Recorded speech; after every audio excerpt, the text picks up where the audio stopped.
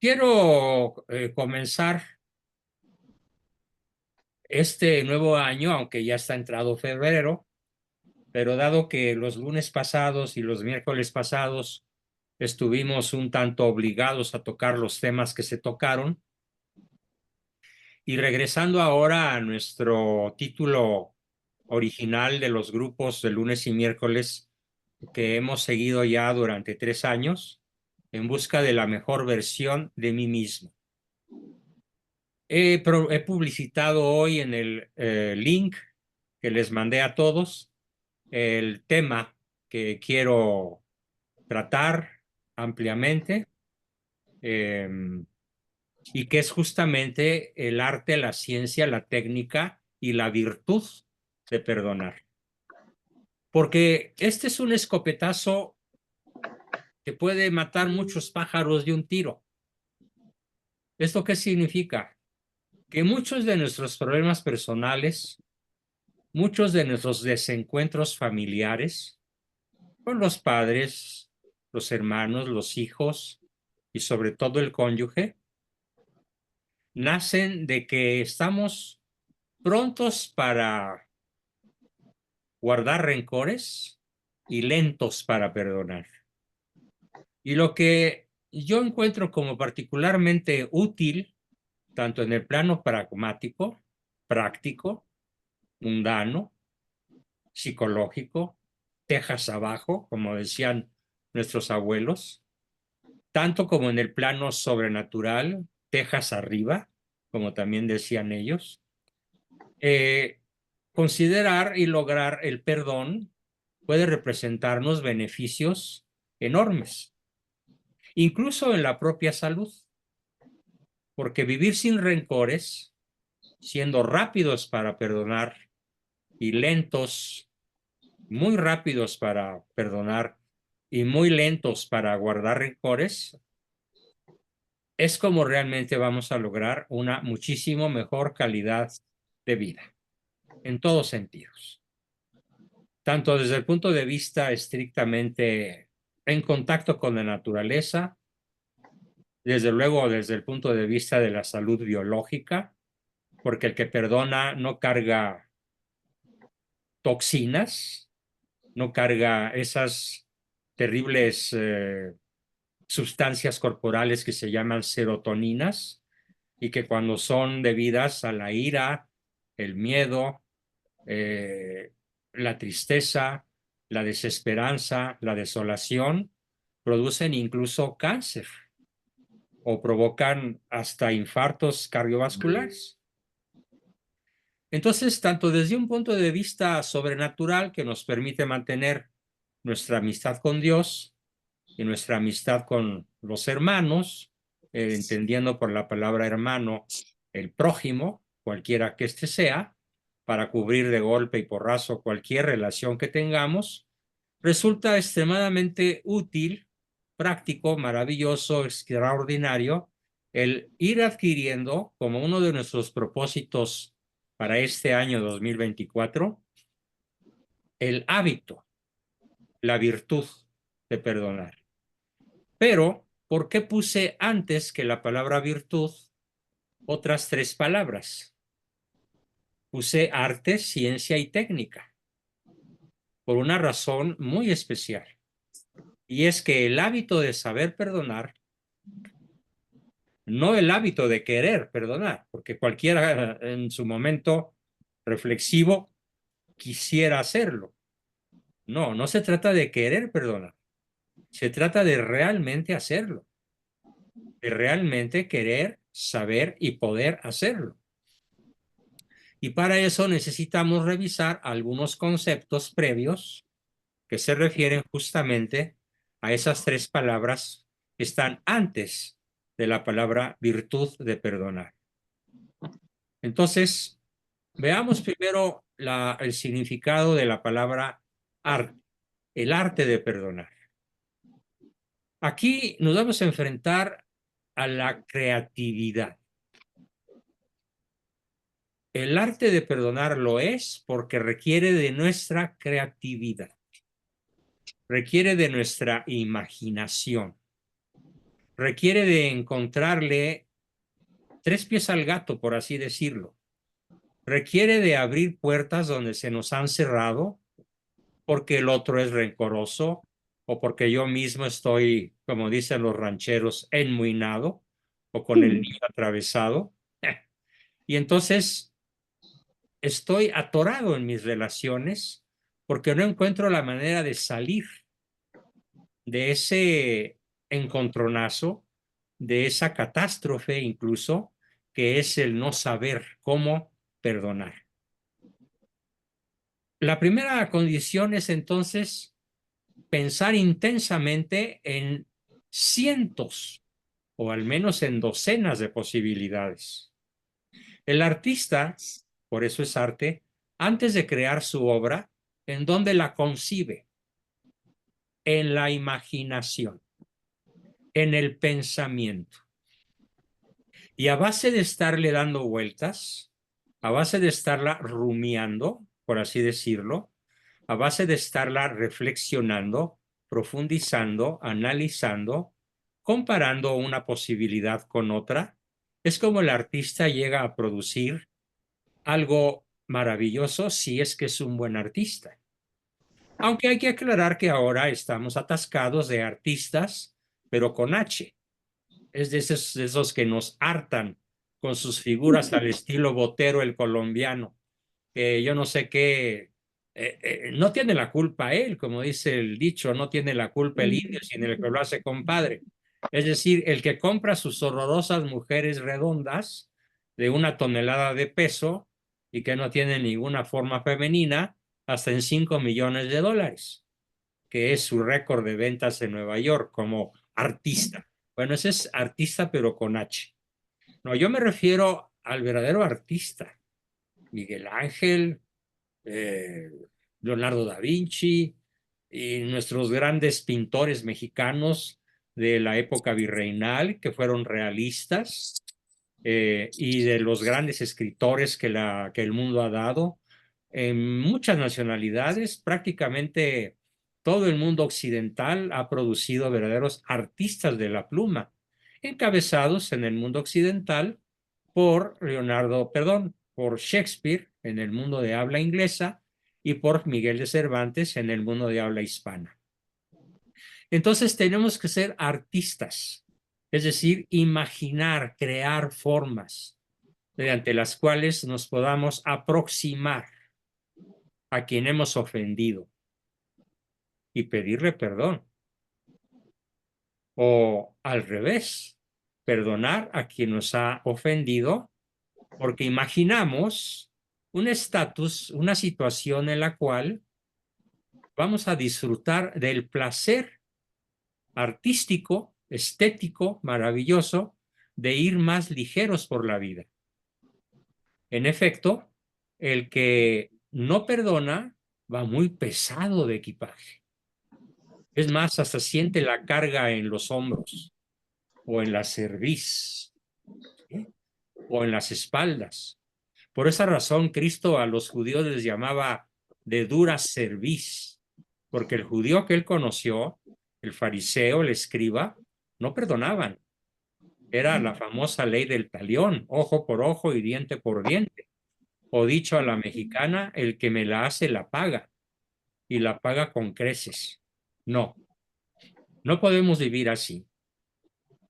Así que yo invito en primera instancia, en esta primera partecita de nuestra sesión de hoy, al hablar del perdón como un arte, a que todos imaginen, como lo hace el artista, cómo sería de elevada la calidad de su vida si son capaces de eliminar hasta el más pequeño rencor, hasta la más pequeña ofensa, hasta el más pequeño mal recuerdo que tengan en sus relaciones con las personas, pues con las que merezcan o necesiten ser perdonadas.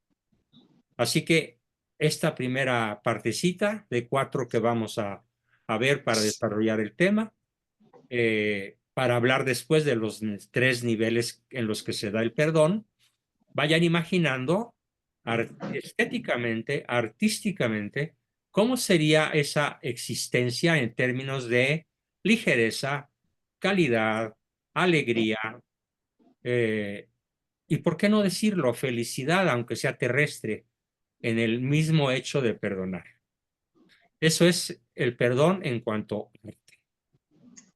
Tenemos enseguida la ciencia. ¿Qué nos va a decir la ciencia del perdón?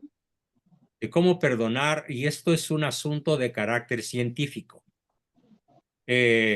Una alumna de mi hijo Juan, o alumno, no sé si es hombre o mujer, le preguntaba cómo borrar del cerebro la huella que quedó fija en ella, en esa persona, a raíz de una ofensa. Ah, ya me recordé, sí, es mujer. De una ofensa hecha por su esposo o de una manera sistemática mediante la cual él la ofende, al grado de que ella llega a sentir una especie de fisura, rajadura o lastimadura, no en el espíritu propiamente, no en el corazón propiamente o en el cuerpo físicamente hablando, sino en la mente. Y todo aquello que la mente registra, ¿qué creen? Lo graba el cerebro y lo puede llegar a grabar de tal manera que cause una callosidad cerebral. Y puede esta callosidad llegar a ser incluso una verdadera lesión cerebral con el paso del tiempo, y sobre todo si no nos apresuramos a deshacernos de esa huella tóxica, que son las cosas que estamos acumulando y que se van haciendo como una especie de capas superpuestas en la misma zona donde el cerebro está registrando las ofensas. De tal modo que aquí aplica el famoso dicho de llovido sobre mojado. Y otra vez vuelve a llover, y otra vez vuelve a mojar, y otra vez vuelve a llover, y otra vez vuelve a mojar, hasta que se hace una costra invisible a la simple vista, si es que pudiéramos ver el cerebro, pero muy visible al microscopio electrónico. Así se ven las huellas cerebrales cuando son motivadas o causadas por rencor, por odio, por tristeza, por resentimientos, por coraje, por tristeza, por depresión o por cualquier otro factor que desbalancee nuestro equilibrio emocional. Así que toda emoción positiva o negativa deja huella cerebral. ¿Cómo borrar la huella cerebral? Aquí es donde viene la técnica, la ciencia, la ciencia, que nos está diciendo que hay huellas cerebrales allí donde hay ofensas que no hemos podido eliminar en su mal recuerdo, en la afectación que nos hacen. Bueno, una de las cosas que nos va a decir la ciencia es: compensa esa herida con algo muy agradable, pero ostensiblemente más agradable que lo que fue el desagrado de la ofensa recibida. Aquí juega un papel importantísimo, nos lo dice la ciencia, la musicoterapia. Pero por musicoterapia me voy a referir única y exclusivamente a lo que verdaderamente merece el nombre de música. ¿Sí? No al ruido que ahora contamina toda la atmósfera auditiva del planeta. El reggaetón, el rap, el rock y todos los inventos demoníacos que prácticamente claman al cielo por su fealdad y que muchas veces son himnos a Lucifer, sobre todo cuando son letras a la inversa, como muchas de las canciones de los Beatles, que los especialistas descubrieron que son verdaderos himnos a Satanás, las letras de las canciones de los Beatles. Qué pena decirlo, pero no estoy exagerando, es la verdad. Cuando la música es realmente clásica o semiclásica, por semiclásica vamos a entender la música ligera, como de un Fonsupe, su caballería ligera, sus maravillosas oberturas, o los valses de Strauss, de toda la familia Strauss, o las canciones verdaderamente folclóricas europeas o latinoamericanas o incluso mexicanas, pero bien interpretadas, no por el chuntata de alguna fiesta por ahí donde abunda más el alcohol que la salud. No, sino bien interpretada, artística, estéticamente ejecutada, son capaces de crear una huella compensatoria a las ofensas. Bueno, resulta que se han hecho muchos experimentos con animales en el mundo, en diferentes universidades.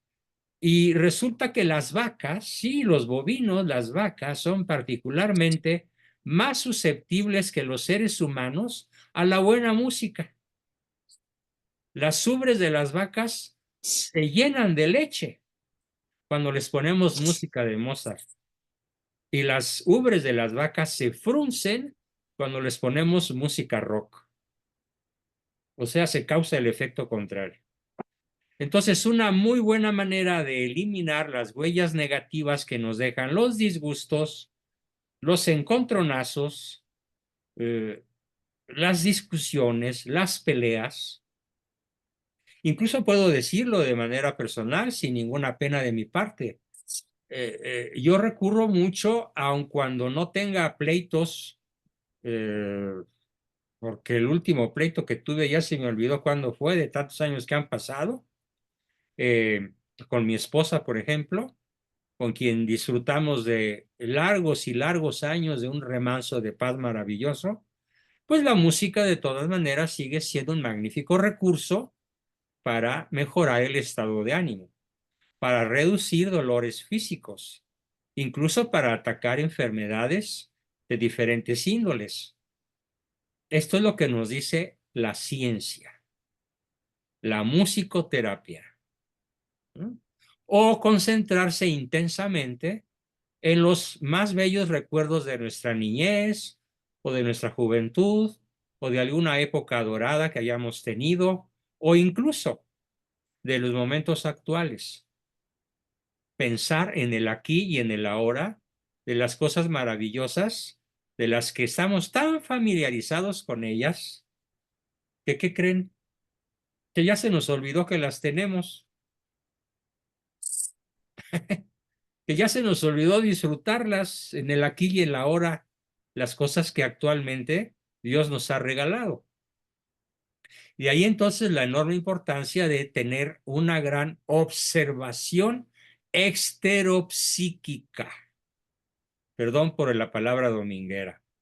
En vez de estar rumiando las penas intrapsíquicamente, estoy usando palabras nuevas a propósito, intrapsíquicamente, es decir, hacia el interior, en donde probablemente vamos a sentir tristeza, miedo, ira, desesperación, coraje, tristeza, qué sé yo.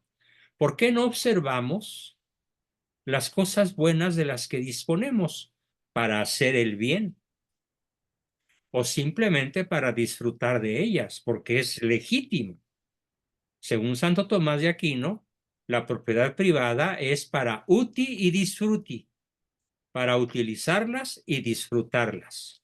Esas son las dos características de la propiedad privada en la filosofía realista, nada menos que de la Iglesia oficial como doctrina oficial de la Iglesia sobre la propiedad privada y sobre todo a partir de las enseñanzas de Aristóteles en la Edad Antigua, en la Grecia del año 400 al 300 antes de Cristo, y en la Edad Moderna a partir de la filosofía de Santo Tomás.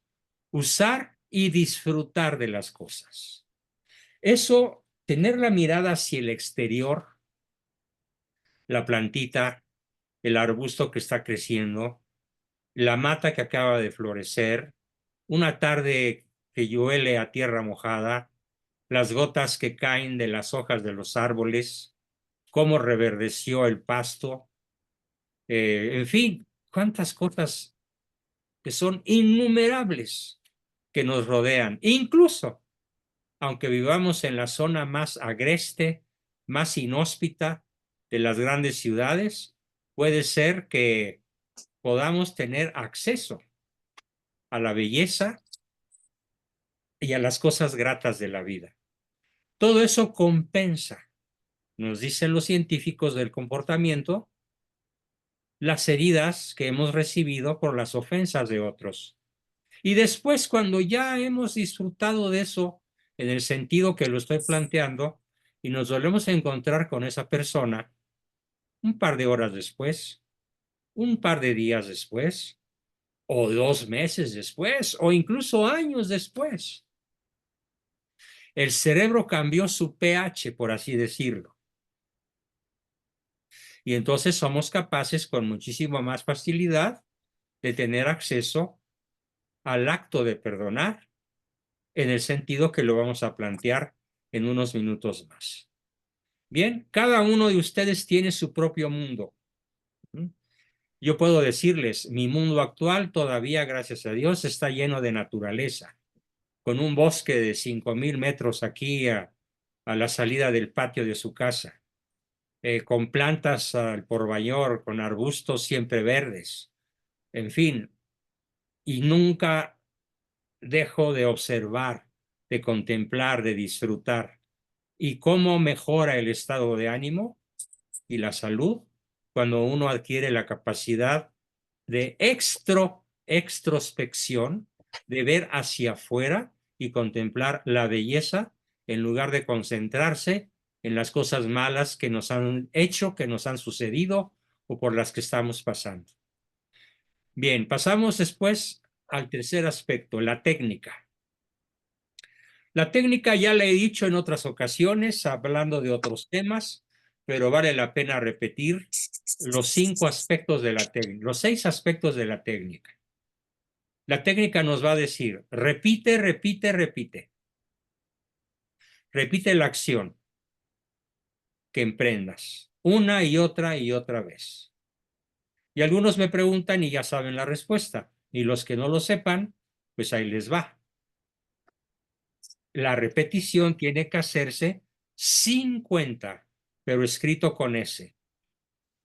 Sin cuenta.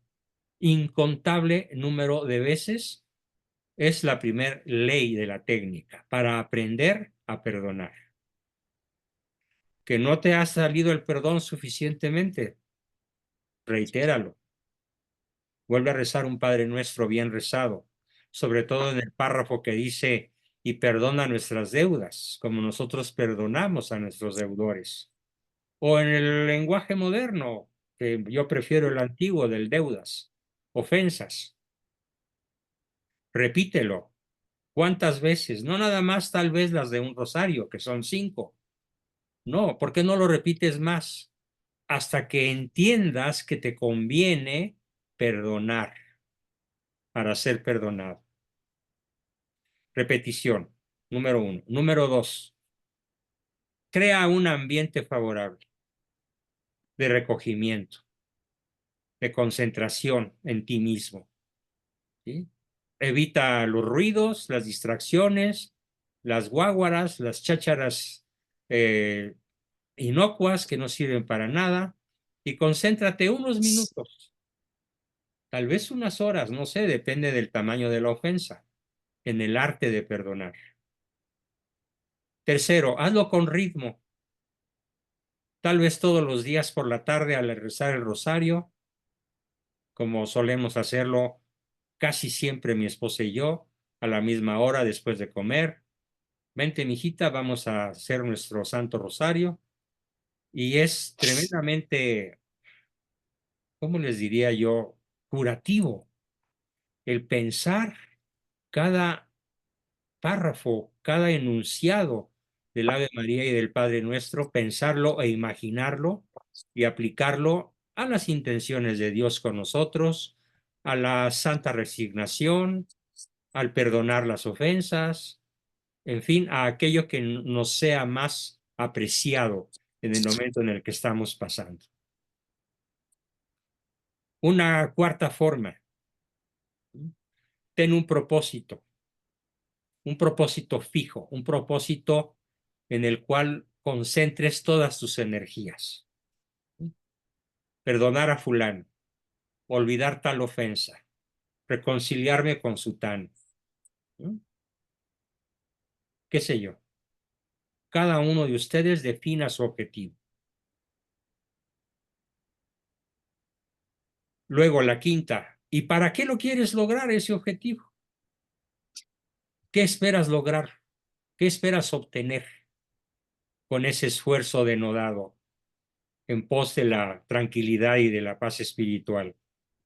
¿Qué esperas obtener? Y si puedes mejor, escríbelo. ¿Mm? Y finalmente, lo más interesante de todo es, no dejes para mañana lo que puedas hacer hoy. Comienza hoy, al ratito, al terminar la sesión. Antes de medianoche, da tu primer paso. No importa qué tanta furia acumulada tengas. No importa qué tanta tristeza te corroa el alma. No importa qué tan largo, qué tan de larga data, qué tan antiguo sea tu resentimiento. Y no importa con quién. Emprende el camino con el arte, la ciencia y la técnica de perdonar hoy mismo. Y la cuarta característica del acto de perdonar es que es una virtud. La virtud puede llamarse largueza, puede llamarse generosidad, puede llamarse nobleza, puede llamarse desprendimiento, o todas esas juntas. Nobleza, desprendimiento, largueza, generosidad. Y reunámoslas en una sola, la virtud de saber perdonar, de poder perdonar, de querer perdonar. Reúnan los tres verbos.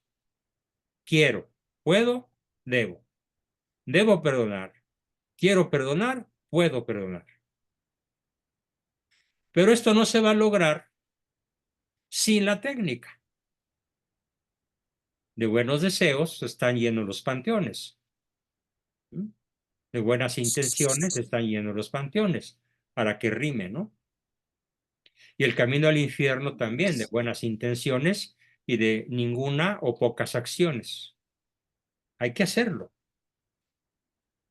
¿Y cómo le hizo Galileo Galilei, aquel sabio que tuvo que enfrentar a unos inquisidores bastante incultos y bastante poco científicos, hasta que la iglesia tuvo que reconocer, un poco a regañadientes en aquella época, que Galileo tenía razón?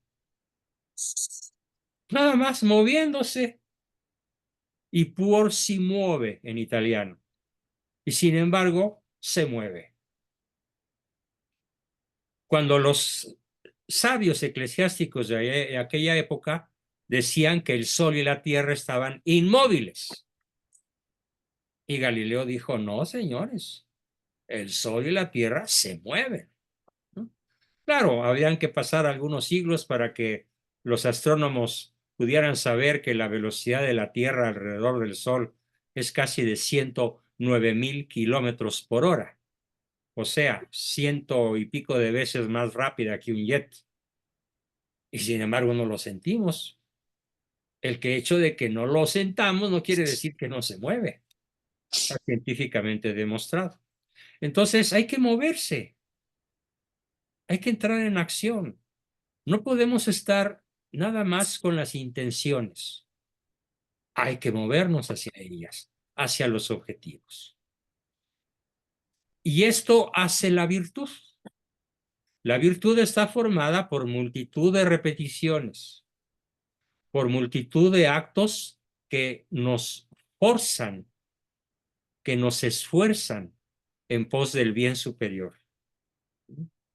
Es muy cómodo muchas veces guardar el rencor y cobrarlas al prójimo a la menor provocación. Sí, hay cierta comodidad, hay que reconocerlo. Los psicólogos de psicología profunda le llamamos a esto ventaja neurótica. ¿Y por qué le llamamos neurótica? Por la sencilla razón de que es autodestructiva. Guardar el rencor es, como lo dice el flyer que les mandé, romper el puente por el que muy probablemente tú tendrás que pasar. Así que más te vale dejar el puente tendido entre tú y tu aparente adversario, sobre todo cuando ese aparente adversario resulta que es tu propia esposa, tu propio marido, tus propios padres, tus propios hijos, tus propios hermanos y a veces hasta tus propios amigos. Bien, para que sea virtud, ya vimos las condiciones y recordemos brevemente la definición de virtud. Veo que hoy tenemos un excelente quórum en el grupo, 69 personas, que bueno, me alegra mucho. Y tal vez alguno de ustedes no haya escuchado la definición de virtud. Para el que no la haya escuchado, para el que ya la haya olvidado o para el que no la tenga muy presente, le voy a recordar la definición de virtud. Virtud es una disposición permanente a obrar el bien, que produce 5 grandes efectos: alegría, rapidez, oportunidad, eficiencia y eficacia en la conquista del bien honesto. Alegría, rapidez, oportunidad, eficacia y eficiencia en la conquista del bien honesto. Esa es la virtud. Por eso es tan valiosa, porque nos hace más eficientes, nos hace más eficaces en la obtención de objetivos, nos hace más rápidos en la obtención de nuestras metas, nos da una enorme alegría y nos hace ir ligeros de equipaje por la vida y nos hace que los problemas se desvanezcan con rapidez. Cuando menos, imagínense cómo es lento el rencoroso, cómo todo en su vida se vuelve lento y atado al pasado, y cómo el que perdona con rapidez es ágil en el obrar, en el pensar, en el decidir, en el aprender, porque no tiene cosa que lo estorbe.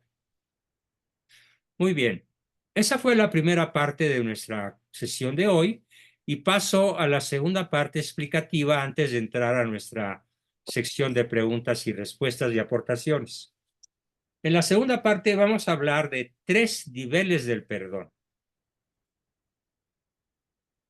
Perdón, me tengo que tomar un juguito de arroz porque desafortunadamente contra todos mis pronósticos no pude vencer la diarrea de manera definitiva y así que tengo que estar sujeto a este rico juguito de arroz. Bien. En la segunda parte vamos a ver que el perdón se puede dar primero en una escala cognoscitiva. Sí, lo perdono, pero no olvido. Sí, te perdono, pero no se me olvida. Sí, te perdono, pero voy a estar muy alerta porque lo más probable es que vuelvas a meter la pata o me vuelvas a ofender. Es el sí, pero, el juegazo psicológico del sí, pero. ¿Cuántos de nosotros lo jugamos? Y nos pasamos la vida más en estado de alerta en contra del prójimo que en estado de relajación. Yo digo, caray, qué difícil debe ser la vida de las personas que se pasan en estado de alerta para ver cuál va a ser la próxima ofensa de su marido, de su mujer, de algún pariente cercano, en vez de simplemente relax and enjoy, relajarte y disfrutar de la vida. No basta el nivel cognitivo. No basta el sí te perdono, pero no olvido. No, no basta. Ese es un primer nivel que yo diría muy primitivo. Y definitivamente nuestro Señor no va a estar nada contento con que nos mantengamos en un nivel teórico, en un nivel intelectual del acto de perdonar.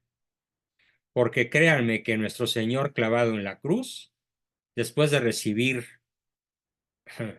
larguísimas e incontables horas de agonía, sí perdonó, clamando, Padre mío, perdónalos porque no saben lo que hacen. ¿Ustedes creen que nada más lo dijo de dientes afuera o realmente le salió de su corazón, que expulsa agua y sangre cuando el centurión le clava el corazón? Hasta la última gota de su humanidad nos entregó para perdonar nuestros pecados. Y una cosa bien interesante es entender que, a diferencia de lo que nos decían nuestros papás, y ni lo tempore, de que Dios lleva un librito en donde nos está, perdón, es que se me cayó mi celular en el que estoy grabando. Eso de que Dios lleva un librito en el que nos está llevando las cuentas del mal que hacemos, es antiteológico, porque en ese caso quiere decir que la absolución que da el sacerdote es inválida, sobre todo cuando el penitente realmente se confiesa de todo corazón, o incluso sin confesarse, está arrepentido con contrición perfecta de sus pecados. Dios es un caballero que no tiene memoria.